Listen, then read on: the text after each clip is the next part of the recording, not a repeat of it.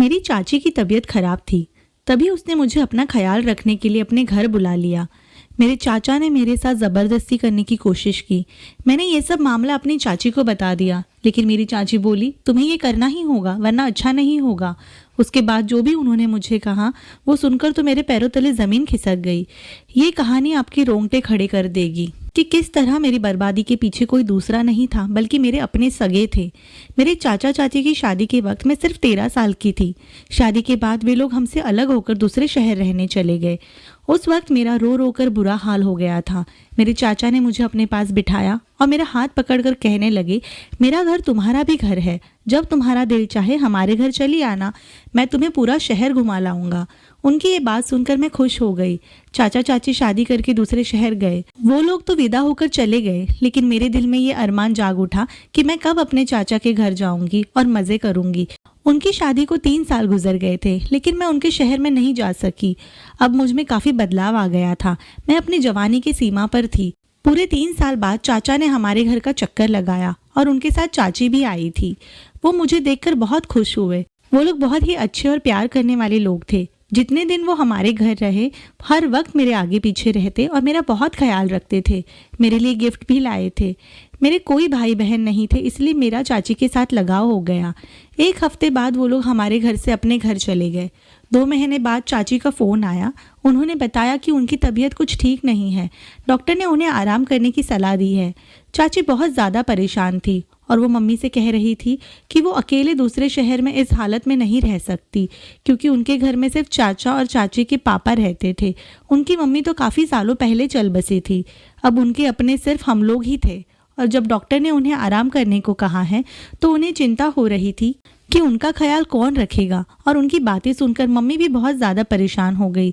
Mummy ने उन्हें हमारे घर आकर रहने को कहा तो वो कहने लगी कि चाचा काम छोड़ने को तैयार नहीं है और अगर वो यहाँ आ जाती है तो उनके पापा को कौन संभालेगा।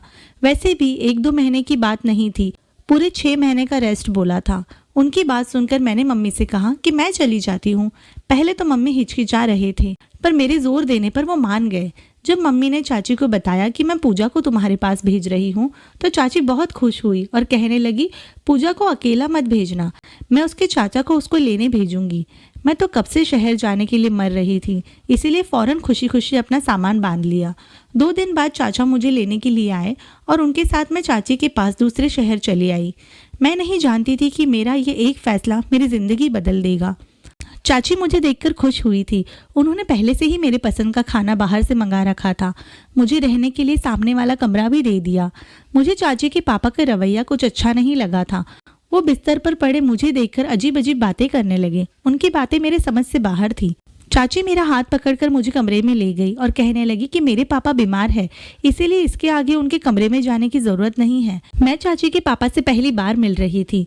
मुझे यहाँ आए 2 दिन हो गए थे। मैं दोबारा उनके कमरे में नहीं गई। सारा घर मैंने संभाल लिया था, लेकिन फिर एक दिन कुछ ऐसा हुआ कि मेरे रोंगटे खड़े हो गए। एक दिन मैं नहाने के लिए अपने कमरे के वॉशरूम में गई। कुछ ही देर में मुझे एहसास हुआ कि जैसे कोई मुझे देख रहा हो। पहले तो मैंने उस चीज़ पर ध्यान नहीं दिया, लेकिन अचानक ही मेरी नज़र खिड़की पर पड़ी तो मेरे होश उड़ गए। वहाँ किसी की परछाई मुझे नज़र आई थी और मुझे यकीन हो गया कि कोई छुप छुप कर मुझे देख रहा था। ये बात मेरे होश उड़ा देने वाली थी। मैंने जल्दी से अपने कपड़े पहने और भागते हुए कमरे से बाहर निकली। चाची के कमरे में पहुंची तो वहाँ चाची आराम कर रही थी और चाचा काम पर गए थे। मुझे समझ में नहीं आया कि मुझे क्या कहना चाहिए। चाची को कैसे बताती कि मुझे कोई नहाते हुए देख रहा था। मैंने कुछ नहीं कहा और अपने कमरे में वापस आने लगी तो मेरी नज़र चाची के पापा पर पड़ी, जो बाहर घूम रहे थे और मुझे ही देख रहे थे। मुझे बहुत अजीब सी नज़रों से देखते हुए कहने लगे, तुम बहुत खूबसूरत हो, अपना ख्याल रखा करो। उनकी ये बात सुनकर मुझे गुस्सा आ गया। मैं सोच भी नहीं सकती थी कि वो मुझसे इस तरह की कोई बात कह सकते हैं। मैं घबराकर तुरंत अपने कमरे में चली गई। चाची ने तो कहा था कि उनके पापा बीमार हैं, कमरे से बाहर भी नहीं निकलते, तो फिर वो बाहर क्या कर रहे थे। मुझे बहुत ही ज़्यादा बेचैनी हो रही थी। वो जो मैंने परछाई देखी थी वो मेरा वहम था या हकीकत। अगले दिन सुबह चाचा ऑफिस जाते हुए कहने लगे, मैं शाम को जल्दी आ जाऊंगा और तुम्हें शॉपिंग के लिए बाहर लेकर जाऊंगा, तुम शाम को तैयार रहना। ये कहते कहते अचानक ही करीब आकर उन्होंने मेरे गाल पर हाथ फेरा और ऑफिस के लिए चले गए। उनके इस अंदाज पर मैं चौंक गई। चाची भी पीछे खड़ी थी। चाचा तुमसे बहुत प्यार करते हैं, तुम भी उनका ख्याल रखने की कोशिश किया करो, क्योंकि आजकल मैं उनका ख्याल नहीं रख पा रही हूँ। वो बहुत ज़्यादा थक जाते हैं। चाची की बात सुनकर मैंने कहा, आप फिक्र ना करें, मैं चाचा का ख्याल रखूंगी। शाम को मैं अच्छी तरह तैयार होकर चाचा के साथ शॉपिंग के लिए गई। मैं बहुत खुश थी, लेकिन मुझे क्या मालूम था कि मेरी मुसीबत चंद दिनों की मेहमान है।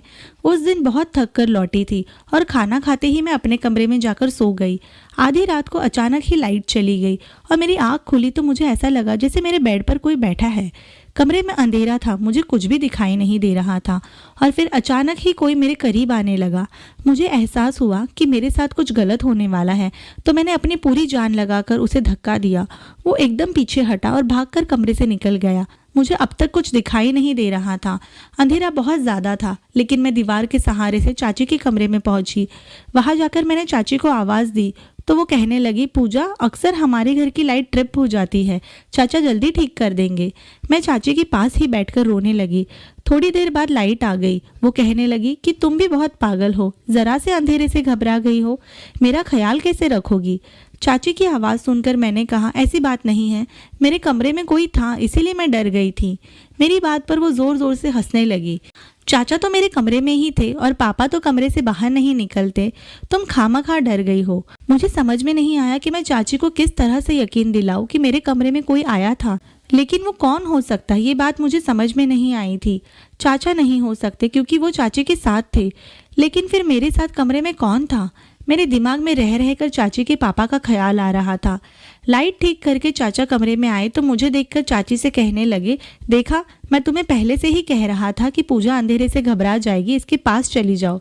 चाची कहने लगी, बहुत अंधेरा था, अगर मैं गिर पड़ जाती तो, और मुझे क्या मालूम था कि ये इतना डर जाएगी। मैं चाची को ज़्यादा परेशान नहीं करना चाहती थी, क्योंकि मम्मी ने मुझे मना किया था कि डॉक्टर ने चाची को टेंशन देने के लिए मना किया है। मैं वापस अपने कमरे में आ गई और दरवाज़ा लॉक करके बिस्तर पर लेट गई। नींद तो नहीं आ रही थी। मैं सोच रही थी कि किसी न किसी बहाने से घर वापस लौट जाओ। जो भी था, ये मेरा वहम नहीं था। इस बात का मुझे अच्छी तरह यकीन हो गया था। कोई मेरे अकेलेपन का फ़ायदा उठाने की कोशिश कर रहा था। अगले दिन मैंने रोते हुए चाची से कह दिया कि मुझे मम्मी पापा की बहुत याद आ रही है और मैं घर वापस जाना चाहती हूँ। मेरी बात सुनकर चाची ने मुझे गले लगाया और कहने लगी, इतनी सी बात पर तुमने रो रो कर अपनी आंखें सुजा दी है, तुम फिक्र ना करो, कल ही मैं चाचा के साथ तुम्हें वापस भेज देती हूँ। मैंने हाँ में सिर हिलाया और किचन में काम करने लगी। चाचा किसी काम से थोड़ी देर के लिए दोपहर के वक्त ऑफिस से घर लौट कर आए। उस वक्त चाची दवाई खाकर अपने कमरे में सो रही थी और मैं किचन में खाने की तैयारी कर रही थी। चाचा किचन में चले आए और मुझे पीछे से पकड़कर अपनी बाहों में जकड़ लिया। मुझे उनसे इस व्यवहार की बिल्कुल उम्मीद नहीं थी। मैं खुद को उनसे छुड़वाने की कोशिश करने लगी। मेरी आवाज़ मेरे गले में ही अटक गई थी। चाचा ने मुझे छोड़ने के बजाय मुझे कसकर पकड़ लिया और कहने लगे, तुम इतनी खूबसूरत हो गई हो, तुमसे नज़र हटाने का दिल नहीं करता। बहुत मुश्किल से मैंने खुद को उनसे छुड़वाया और किचन से अपने कमरे में भागकर जाने लगी।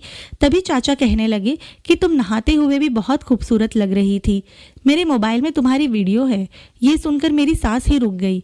मैं सोच भी नहीं सकती थी कि मेरे अपने चाचा इस कदर घटिया इंसान हो सकते हैं। मैं डर से काँप रही थी। मेरे चाचा का जो रूप मैंने आज देखा था, उससे पहले कभी नहीं देखा था। मैं तो उन्हें अपने पिता की तरह समझती थी, लेकिन वो तो मेरी इज्जत के दुश्मन निकले। पता नहीं कैसे कब उनकी नज़र मुझ पर थी और मैंने ध्यान भी नहीं दिया। मैंने रोते हुए चाचा की तरफ देखा तो वो कहने लगे, मैं बस प्यार करना चाहता हूँ, और वो मेरे साथ ज़बरदस्ती करने लगे। मैंने चाचा को धक्का दिया और गुस्से में कहा कि आपको शर्म नहीं आती? आपकी पत्नी की हालत इतनी ख़राब है और आप अपनी भतीजी के साथ ऐसी हरकत कर रहे हैं। चाचा पर मेरी बात का कोई असर नहीं हुआ और वो मेरे साथ ज़ोर ज़बरदस्ती करने लगे। मैं ज़ोर ज़ोर से चीखने लगी। मेरी आवाज़ सुनकर चाची वहाँ आ गई। मैं इस कदर घबराई हुई थी कि चाची की तबीयत का सोचे बिना ही मैंने उन्हें चाचा का सारा सच बता दिया। चाची ने एक नज़र मुझ पर डाली और दूसरी नज़र चाचा पर और उनसे कहने लगी कि तुम कैसे मर्द हो, एक 16 साल की लड़की को काबू में नहीं कर सकते। पिछले एक हफ्ते से तुम्हें एक ही लड़की ने अकेले नचाया हुआ है और तुम अभी तक कुछ नहीं कर पाए। चाची की बात सुनकर तो मेरे कदमों तले ज़मीन निकल गई। मैंने हैरानी से चाची से पूछा कि ये क्या कह रही है। उनके चेहरे पर एक अजीब सी मुस्कुराहट आई। मैं हैरानी से चाची को देख रही थी। चाची ने मुझे अपने पास बिठाया और मेरे बालों में हाथ फेर कर कहने लगी, देखो, मेरी बात गौर से सुनो। मैं चाचा का सारा सच जानती हूँ, लेकिन जो कुछ चाचा तुमसे चाहते हैं वो तुम्हें करना ही होगा। मैं गुस्से में उठकर खड़ी हुई और मैंने चाची से कहा कि ये कैसी बातें कर रही हो। क्या आप नहीं जानते कि आप क्या कह रही हो? और आपके पति मेरे साथ गलत करना चाहते हैं। आप ऐसे इंसान के साथ जिंदगी कैसे गुजार सकती हो? क्योंकि आपके बीमार होने के बाद भी वो अपनी भतीजी पर नजर जमाए बैठे हैं। मेरी बात सुनकर चाची हंसने लगी। तुम्हें चाचा के साथ वो सब कुछ करना ही होगा जो वो तुमसे चाहते हैं, वरना वो कभी बाप नहीं बन सकेंगे। मुझे कुछ ऐसी बीमारी है जिसकी वजह से मैं कभी माँ नहीं बन सकती। इसीलिए मैंने तुम्हें यहाँ बुलाया था, ताकि तुम यहाँ आकर मुझे और मेरे पति को एक बच्चा दे सको। चाचा किसी और का बच्चा नहीं चाहते थे, उन्हें अपना ही बच्चा चाहिए। और मैं किसी औरत को अपनी सौतन बनाकर नहीं लाना चाहती। जब हमने तुम्हें देखा तुम अच्छी खासी जवान हो रही थी, इसीलिए मैंने तुम्हें यहाँ बुलाया, ताकि तुम यहाँ आकर मुझे और चाचा को एक बच्चा दे सको। इसीलिए मैंने फैसला किया है कि मैं इस काम के लिए तुम्हें कुर्बान कर दूंगी। वैसे भी वो तुम्हारे सगे चाचा नहीं है, वो तुम्हारे पापा के सौतेले भाई है। मैं अपने पति से बहुत प्यार करती हूँ, उसे किसी कीमत पर छोड़ना नहीं चाहती। इसीलिए मैं चाहती हूँ कि तुम गर्भवती हो जाओ और मेरी और उनकी जिंदगी में बच्चे की कमी पूरी कर दो। मैं तो अब तक चाचा को अपना दुश्मन समझ रही थी, लेकिन मेरी चाची भी इस गंदे खेल में बराबर की हिस्सेदार थी। अपना घर बचाने के खातिर मेरी जिंदगी को दांव पर लगा दिया। मेरी चाची ने मेरी एक न मानी और रात को अंधेरे में मुझे अपने पति के बिस्तर पर भेज दिया। मेरे पास बचने की कोई उम्मीद नहीं थी। उन्होंने धमकी दी, अगर मैंने उनकी बात नहीं मानी तो चाचा मेरे साथ ज़बरदस्ती करेंगे और तुम्हारा वीडियो सब जगह वायरल कर देंगे। मैंने सोचा भी नहीं था कि मेरे अपने ही मेरे साथ ऐसा व्यवहार करेंगे। मैं जानती थी कि मेरे चाचा मेरे सगे चाचा नहीं थे, लेकिन मैंने कभी नहीं सोचा था कि वो ये फ़र्क करेंगे। मैं बचपन में उनकी गोद में पली बड़ी थी, मेरे लिए तो वो अपनी पापा की जगह थे। मेरी चाची ने मुझे खींचते हुए कमरे में ढकेल दिया। मैंने खुद को छुड़वाने की कोशिश की और शोर शराबा करने लगी। मेरी आवाज़ सुनकर चाची के पापा कमरे से बाहर आए।